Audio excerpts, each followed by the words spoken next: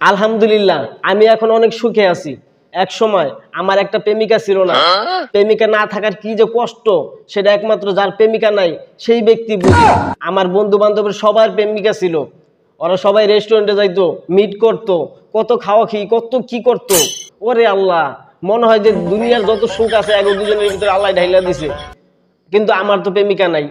আমি আমার বন্ধুর কাছে যাই বললাম, দেখ তোর তো প্রেমিকা আছে, তোরা তো গোরজ গারস, তোরা তো আনন্দের দিন কাটাইতেছস, কিন্তু আমি যে কতটা দুঃখে থাকি এ তো তুই তো বুঝতে পারতেছস না।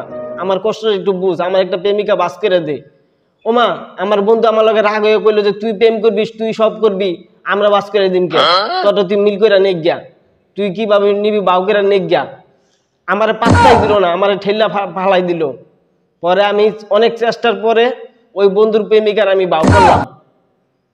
এখন আজকে আমার বন্ধু ফোন দেয় কিন্তু আমি ফোন ধরি না, যে তুই পারলে তুই বাস করে নেক গিয়া, ঠিক আছে নি?